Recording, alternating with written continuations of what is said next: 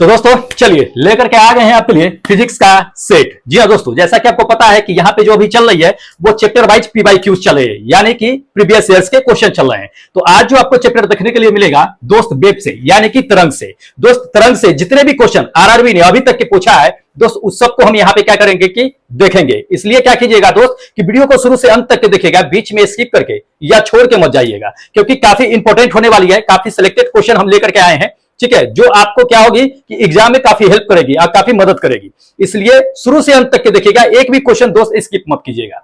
चलिए ज्यादा देरी नहीं करते हैं, क्या करते हैं कि देख लेते हैं इसका क्वेश्चन नंबर फर्स्ट। वेब से जितने भी क्वेश्चन पूछे गए हैं उसको देखिएगा। क्वेश्चन नंबर फर्स्ट में देख लीजिए, ये वेब से आपका जो है क्वेश्चन नंबर फर्स्ट है। क्या कहा जा रहा है दोस्त, ये चीज कह रहा है कि निम्नलिखित में से कौन सा जो है विद्युत चुंबकीय तरंग है, ठीक है, यानी कि इलेक्ट्रोमैग्नेटिक वेव हमको बताना है इन चारों ऑप्शनों में से कि कौन है, ठीक है। देखिए करेक्ट आंसर आपको बताते हैं कि इसमें इलेक्ट्रोमैग्नेटिक वेव यानी विद्युत चुंबकीय वेव है कौन।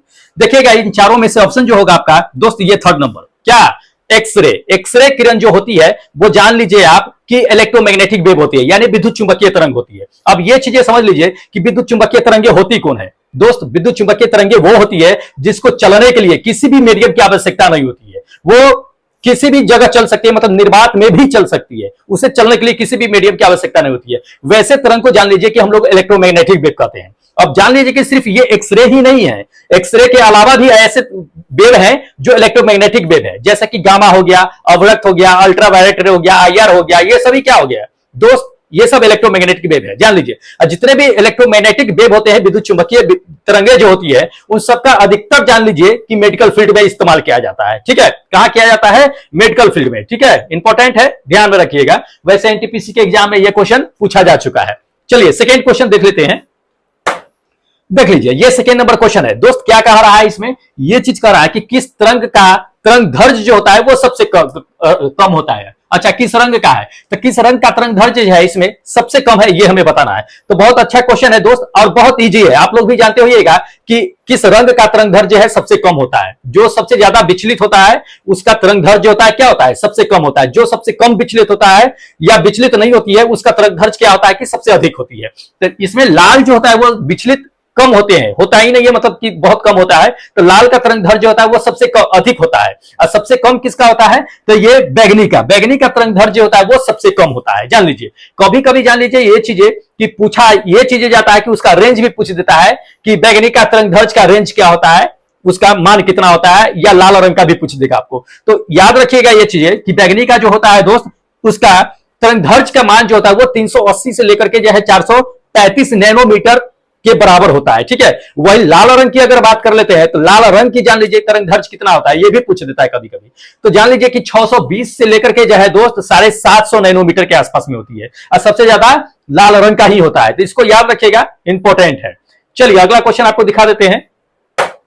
देख लीजिए अगला नंबर क्वेश्चन दोस्त, ये चीज कर रहा है कि निम्नलिखित में, क्या कर रहा है, निम्नलिखित में क्या जो है तरंग की विशेषता नहीं है, ठीक है। तो इन चारों ऑप्शनों को देखिए, आप बताइए कि कौन जो है तरंग की विशेषता नहीं है। देखिए आपका करेक्ट आंसर बताते हैं। वैसे जान लीजिए कि ये फर्स्ट नंबर जो आप देख रहे हैं तरंग दैर्घ्य, ये भी तरंग की विशेषता होती है।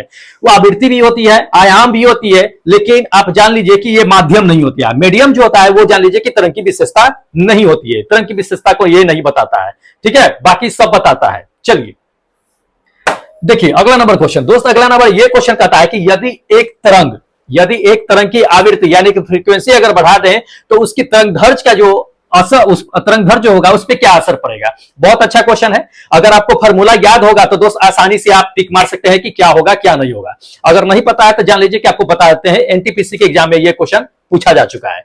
देखिए किसी भी तरंग के फ्रीक्वेंसी को अगर बढ़ा दीजिएगा तो उसके वेग पर क्या असर पड़ेगा, उसके तरंग दैर्घ्य पे क्या असर पड़ेगा, वेवलेंथ पे क्या असर पड़ेगा।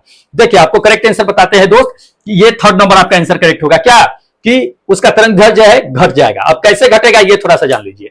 देखिए वैसे तरंग देख लीजिए, इसमें तरंग के वेग का फॉर्मूला होता है, तरंग का वेग का फॉर्मूला, तरंग का वेग बराबर जो होता है क्या होता है, आवृत्ति गुने जो है तरंग दैर्घ्य होता है। तो हमको क्या किसमें रिलेशन निकालना है दोस्त, आवृत्ति और जो है आप तरंग दैर्घ्य में निकाल दीजिए। तो यहां से आवृत्ति यानी निकालिएगा, आवृत्ति निकालिएगा तो आवृत्ति जो है निकालिए, यहां से क्या हो जाएगा, आवृत्ति निकालिएगा तो क्या हो जाएगा, यहाँ पे तरंग का वेग बटे जो है तरंग दैर्घ्य हो जाएगा, यही हो जाएगा। तो अब देख लीजिए आवृत्ति जो है क्या है, तरंग दैर्ध्य का क्या है, उल्टा है।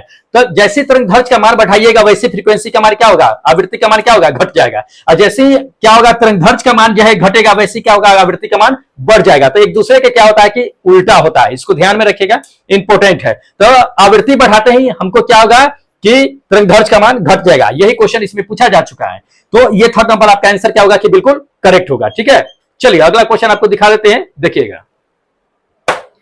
अगला क्वेश्चन देख लीजिए दोस्त, अगला नंबर ये क्वेश्चन कहता है कि अनुदैर्ध्य तरंग में कहता है कण की जो संचरण की दिशा कहता है कि कंपन करता है, तो किस दिशा में कंपन करता है ये हमें बताना है। बहुत अच्छा है, देखिए अनुदैर्ध्य तरंग की कंपन की दिशा जो होती है वो समानांतर होती है। क्या होती है, समानांतर होती है, पैरेलल होती है, ध्यान रखिएगा। ये आपका फोर्थ नंबर आंसर करेक्ट होगा। दूसरे तरीका से दोस्त क्वेश्चन ये पूछा जाता है कि आपको कभी कभी समानांतर ऊपर दे देगा, कह देगा इसमें कि कण का संचरण अगर जो है पैरेलल हो रहा है, समानांतर हो रहा है, तो वह कौन सा जो है तरंगे होगी, ये दे देगा, तरंग पहचानने के लिए दे देगा, तो अनुदैर्ध्य तरंग होगा। ठीक है, इसको ध्यान में रखिएगा।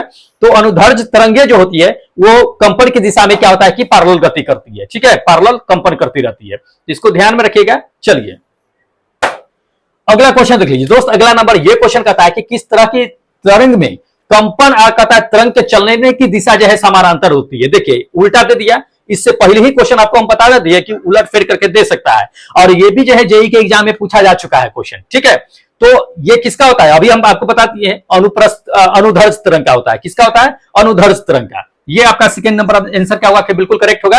अनुदैर्ध्य तरंग ही क्या करता है कि तरंग के चलने की दिशा के ठीक होती क्या होती है कि समानांतर दिशा होती है। ठीक है, इसको ध्यान में रखिएगा, इंपॉर्टेंट है। चलिए अगला देख लीजिए दोस्त, अगला नंबर ये क्वेश्चन कह रहा है कि विरलीकरण होता है जब हवा का दबाव क्या होता है। दो तरह से क्वेश्चन पूछता है, एक तो विरलीकरण पूछ देगा आपको, एक तो संघनता पूछ देगा, यानी कि रेयर मीडियम और डेंसर मीडियम, दो तरह से क्वेश्चन पूछे जाते हैं। तो विरलीकरण कब कहते हैं और उसको संघनता जो होता है वो कब होता है, ये चीजें जान लीजिए। तो अभी विरलीकरण कहता है, विरलीकरण कब होगा, जब जान लीजिए कि वायु का दबाव जो होता है वो सबसे कम होता है, या सबसे कम क्षेत्र वाला जो एरिया जो होता है वहां पे क्या होता है कि विरलीकरण उत्पन्न होता है। तो इसको ध्यान में रखिएगा, वायु का दबाव क्या होना चाहिए, निम्न होना चाहिए, निम्न क्षेत्र वाला होना चाहिए, तो वो क्या होगा कि विरलीकरण होगा। ठीक है, ये आपका फर्स्ट नंबर आंसर क्या होगा कि बिल्कुल करेक्ट होगा। और जहां पे जान लीजिए कि अधिक होगा, जहां पे वायु का दबाव अधिक होगा, क्षेत्र अधिक होगा, वहां पे सघनता होगा, यानी डेंसर मीडियम होगा वो। ठीक है, जिसको याद रखिएगा, इंपॉर्टेंट है।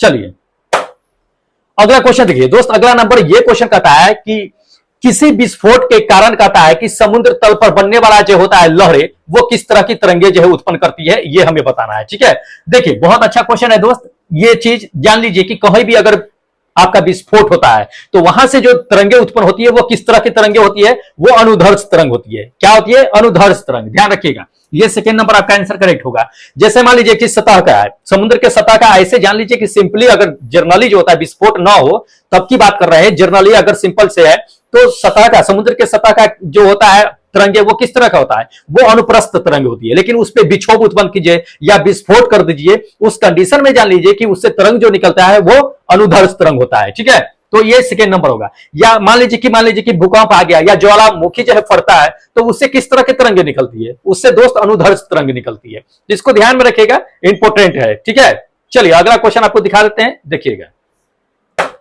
देखिए अगला नंबर क्वेश्चन दोस्त, अगला नंबर ये क्वेश्चन कहता है कि निम्नलिखित में से कौन सी एक अनुप्रस्थ तरंग नहीं है। अनुप्रस्थ तरंग नहीं है मतलब कि अनुदैर्ध्य तरंग होगी। तो इसमें से देख लीजिए ऑप्शन, बता दीजिए। आपका करेक्ट आंसर जो होगा दोस्त ये फोर्थ नंबर होगा, ध्वनि तरंग जो होती है वो एक अनुदैर्ध्य तरंग होती है, ना कि अनुप्रस्थ तरंग होती है। ये पता है और पता होना चाहिए दोस्त, काफी इंपोर्टेंट है क्योंकि पूछे जाते हैं ऐसे सवाल।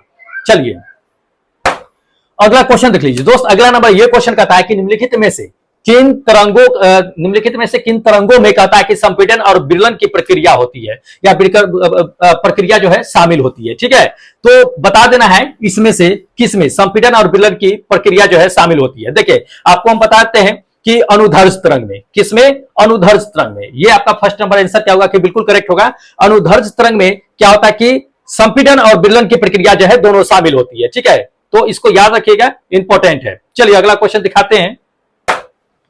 अगला नंबर देख लीजिए, अगला नंबर ये क्वेश्चन कहता है कि तरंग का वेग दे दिया है v, ठीक है, आवृत्ति आपको दे दिया है, क्या दे दिया है, f दे दिया है, और तरंग दैर्ध्य दे दिया है, लैम्डा दे दिया है। अब तीनों के बीच जो है आपको क्या करना है कि संबंध बताना है या फॉर्मूला बताना है कि क्या होता है क्या नहीं होता है। ठीक है, तो अगर आपको याद है फॉर्मूला तो आसानी से मार सकते हैं, क्योंकि इससे पहले हम आपको बता दिए थे कि तरंग के वेग बराबर क्या होता है कि फ्रीक्वेंसी इंटू जो है क्या होता है कि लेमडा। ठीक है, एफ इंटू लेमडा होता है, तो इसको याद रखिएगा। ये भी बराबर जो होगा फ्रीक्वेंसी इंटू लेमडा होगा आपका। देख लीजिए करेक्ट आंसर जो होगा ये दोस्त, ये थर्ड नंबर आंसर होगा। क्या भी बराबर आपका एफ इंटू लेमडा, ये आपका क्या है कि बिल्कुल करेक्ट आंसर है। ठीक है, चलिए अगला क्वेश्चन देखिए दोस्त। अगला नंबर ये क्वेश्चन कहता है कि तरंग की लंबाई आमतौर पर कहता है कि एक ग्रीक लेटर में डैश से में दर्शाया जाता है। तो इन चारों में से बता दीजिए कि तरंग की लंबाई जो होती है उसको ग्रीक लेटर में किससे दर्शाते हैं, ये इसमें पूछा जा रहा है। जान लीजिए वैसे दे दिया है, इसमें क्या दे दिया है कि गामा दे दिया है, लेमडा दे दिया है, उसके बाद आपको दे दिया है कि बीटा दे दिया है और अल्फा दे दिया है। अगर इन चारों को अगर देखा जाए तो ये चारों क्या होता है कि ग्रीक लेटर ही होता है, ग्रीक लेटर ही इसका जो है सिंबल होता है। लेकिन सिंबल तो ग्रीक लेटर है, लेकिन इसमें कहा क्या जा रहा है ये हमें समझना है। ये चीज कह रहा है कि तरंग की लंबाई यानी वेव लेंथ को हम लोग किससे दिखाते हैं। वेव लेंथ यानी कि तरंग दैर्ध्य को किससे दिखाते हैं, तो लेमडा से दिखाते हैं। इसी से ना दिखाते हैं हम लोग, तो करेक्ट आंसर मेरा क्या हो जाएगा, लेमडा मेरा करेक्ट आंसर हो जाएगा। ये सेकेंड नंबर, ठीक है, सेकेंड नंबर लेमडा मेरा करेक्ट आंसर है, उसी से हम लोग इंडिकेट करते हैं। चलिए अगला क्वेश्चन देखिए दोस्त। अगला नंबर ये क्वेश्चन कहा जा रहा है कि डैश एक मात्रा है जो एक तरंग की प्रकृति का वर्णन नहीं करता है। ठीक है, तो इसमें से आपको बताना है कौन जो है तरंग की प्रकृति को वर्णन नहीं करता है। इससे पहले भी आपको बता दिए थे कि जैसे कि माध्यम एक तरंग की प्रकृति को क्या करता है कि वर्णन नहीं करता है या इंडिकेट नहीं करता है, उसी तरह से इसमें आपको बता देना है कि कौन है इन चारों में से जो तरंग की प्रकृति का वर्णन नहीं करेगा। देखिए आपको हम करेक्ट आंसर बताते हैं दोस्त, ये फर्स्ट नंबर ऊंचाई को अगर छोड़ दिया जाए, बाकी इन तीनों को ले लिया जाता है, ये तीनों क्या करता है कि तरंग की प्रकृति का वर्णन करता है, लेकिन आपका ये ऊंचाई जो है ऊंचाई नहीं करता है। ठीक है, ग्रुप डी के एग्जाम में पूछ दिया है। चलिए अगला क्वेश्चन देखिए दोस्त। अगला नंबर ये क्वेश्चन कह रहा है इसमें कि रेडियो के द्वारा उत्पन्न ध्वनि जो होती है वो किस तरह की जो है किसके बढ़ने से बढ़ती है, ये हमें बताना है। तो रेडियो में देखिए, रेडियो से जो साउंड उत्पन्न होती है या रेडियो के द्वारा जो उत्पन्न होती है वो ध्वनि के किसके बढ़ने से ध्वनि बढ़ती है, ये चीजें जान लीजिए।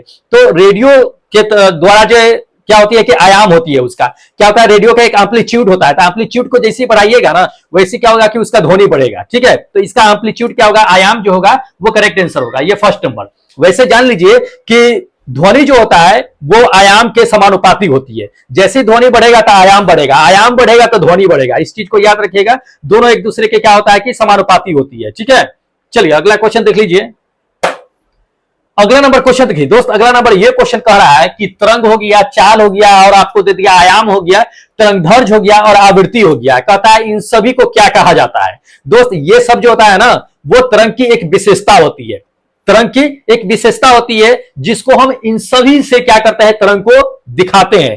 तरंग को हम लोग क्या करते हैं, दिखाते हैं। इसको ध्यान रखिएगा, ये सभी क्या है, तरंग की एक विशेषता है, इंपॉर्टेंट है। चलिए अगला क्वेश्चन देखिए। अगला नंबर ये क्वेश्चन कहता है कि तरंग का आयाम होता है, तो तरंग का आयाम क्या होता है। बहुत अच्छा क्वेश्चन है। देखिए तरंग का आयाम होता क्या है, मान लीजिए कि कोई एक माध्यम है, उसका एक सेंटर ले लीजिए, अब बीच ले लीजिए, बीच से सेंटर से एक मध्य बीच से भाग वाले भाग से वो किसी भी डायरेक्शन में अगर गति करता है तो वो तरंग का आयाम होता है। ठीक है, जैसे मान लीजिए कि पानी में आप जो है क्या करते हैं कि एक पत्थर मारते हैं, तो पत्थर उसका सेंटर हो गया, सेंटर से जिस चारों ओर उसका क्या होगा कि गति होगा, वही क्या होता है कि तरंग का आयाम होता है। ठीक है, तो इसको ध्यान में रखिएगा, इंपॉर्टेंट है। आपका करेक्ट आंसर जो होगा दोस्त ये सेकेंड नंबर होगा। ठीक है, ध्यान रखना है, इंपॉर्टेंट है। चलिए अगला क्वेश्चन आपको दिखा देते हैं, देख लीजिए। अगला नंबर क्वेश्चन ये कहता है कि आवृत्ति डैश में कहता है, डैश में प्रकट की जाती है, यानी कि दिखाया जाता है। तो आवृत्ति को किस में दिखाते हैं या किस में इंडिकेट करते हैं, तो आवृत्ति का मात्रक क्या होता है यही इसमें देख लीजिए, क्योंकि मात्रक ही इसमें सारा में दे रखा है। तो ओम तो होता नहीं है, ओम तो रेजिस्टेंस का होता है, डेसिबल तो साउंड को मेजर करते हैं, एम्पियर धारा मापने की इकाई होती है। तो होगा कौन दोस्त, होगा फोर्थ नंबर हर्ज। क्या होगा, हर्ज। आवृत्ति का इकाई क्या होता है, हर्ज होता है। तो इंपॉर्टेंट है, फोर्थ नंबर आपका आंसर करेक्ट होगा। चलिए अगला क्वेश्चन देख लीजिए दोस्त। अगला नंबर ये क्वेश्चन कहता है कि ध्वनि के संचरण के दौरान कहता है कि माध्यम में कणों की क्या कह रहा है इसमें दोस्त, कणों की उच्च घनत्व का क्षेत्र जो है क्या कहलाता है। बहुत अच्छा है। देखिए आपको हम पहले ही ये चीजें बता दिए थे जब ब्रिलन अर्थ संघनता हम बता रहे थे, मतलब रियल मीडियम और डेंजर मीडियम बता रहे थे। तो देखिए जहां पे वायु का दबाव क्या होता है कि कम होता है, कम एरिया वाला क्षेत्र होता है, वो क्या कहलाता है दोस्त, वो जो कहलाता है विरलीकरण कहलाता है। यही ना आपको बताए थे। ध्वनि के संचरण, चाहे किसी भी संचरण के लिए बात कर लेते हैं, तो वो जान लीजिए कि जहां पे मैक्सिमम उच्च घनत्व वाला क्षेत्र होगा, वो जहां पे ज्यादा वायु क्या होगा कि हवा होगा, वैसे क्षेत्र को हम लोग जो है सघनता कहते हैं या संपीड़न कहते हैं। ठीक है, कंप्रेस्ड उसको करके रखता है, तो उसको संपीड़न कहलाएंगे हम लोग। ठीक है, बाकी वो जो है विरलन कहलाएगा। तो इसको ध्यान में रखिएगा। ये आपका थर्ड नंबर आंसर क्या होगा कि बिल्कुल करेक्ट होगा, संपीड़न। ठीक है, चलिए अगला क्वेश्चन आपको दिखा देते हैं। अगला क्वेश्चन देखिए दोस्त, अगला नंबर ये क्वेश्चन कहता है कि डॉक्टरों के द्वारा कहता है कि वस्तुओं को भेदने के लिए जो है या हवाई अड्डों पे क्या क्या किया जाता है कि तरंग का इस्तेमाल किया जाता है, वो किस तरंग का इस्तेमाल करते हैं। देखिए डॉक्टरों के द्वारा किसी भी वस्तु को जो है ठोस को भेदने के लिए या मतलब कि उसको एक्सरे के रूप में इस्तेमाल करते हैं।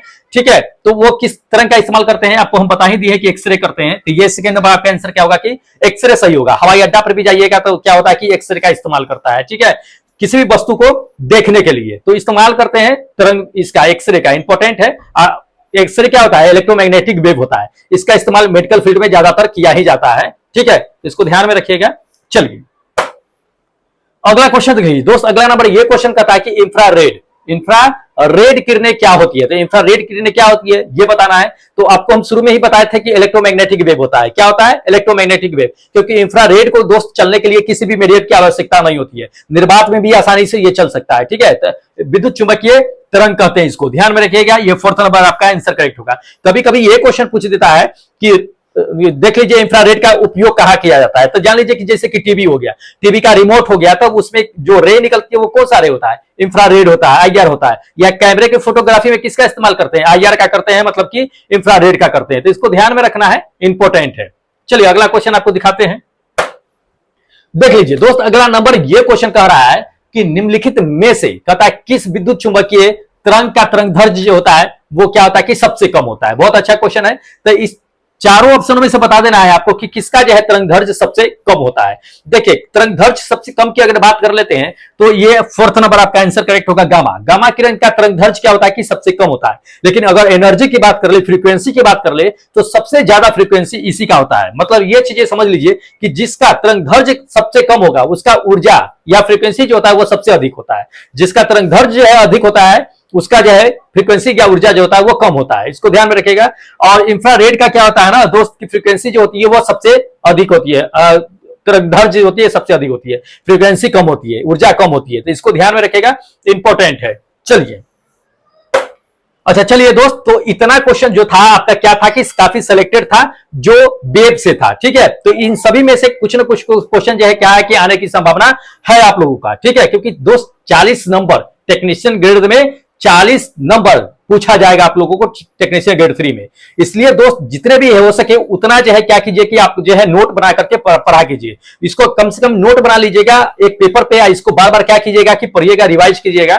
ठीक है, वैसे पीडीएफ आपको हम सेंड कर देंगे टेलीग्राम पे। टेलीग्राम का लिंक जो है नीचे डिस्क्रिप्शन बॉक्स में दिया हुआ है, वहीं पे हम आपको क्या करेंगे कि सेंड कर देंगे। ठीक है, और जिन लोगों को टेस्ट देना है, क्योंकि टेस्ट एक्टिव है, तो टेस्ट क्या कीजिएगा कि दे दीजिएगा। ये जो देख रहे हैं आप एप्लीकेशन ERCB सर के नाम से प्ले स्टोर पे जाइएगा और इस एप्लीकेशन को क्या कीजिएगा कि मोबाइल में इंस्टॉल कर लीजिएगा। वहां से क्या कीजिएगा कि जाकर के टेस्ट दे दीजिएगा। ठीक है, तो आज रात 11 बजे तक के जो है टेस्ट एक्टिव है, क्योंकि कल ही एक्टिव हुआ था। और जितने लोगों ने इस टेस्ट को अटेम्प्ट किया होगा उनका जो है क्या होगा कि हर बार की तरह जो है उन लोगों का स्कोर कार्ड यानी रैंक कार्ड लेकर के आएंगे, प्लस जो है क्या करेंगे टेस्ट पेपर को हम डिस्कस कराएंगे। ठीक है, तो देरी मत कीजिए, जाइए एप्लीकेशन को इंस्टॉल कीजिए और जाकर के क्या कीजिए कि सेट दे दीजिए। ठीक है, टेक्नीशियन ग्रेड 3 के लिए ही स्पेशल यहाँ पे सेट होता टेस्ट होते रहता है। ठीक है, तो जाइए फटाफट। और जो लोग चैनल सब्सक्राइब नहीं किए फटाफट क्या कीजिए दोस्त चैनल सब्सक्राइब कर लीजिए, क्योंकि आने वाली जितने भी वीडियो होगी दोस्त टेक्नीशियन ग्रेड 3 के लिए काफी इंपॉर्टेंट होगी और काफी हेल्प भी करेगा आपको एग्जाम में। ठीक है,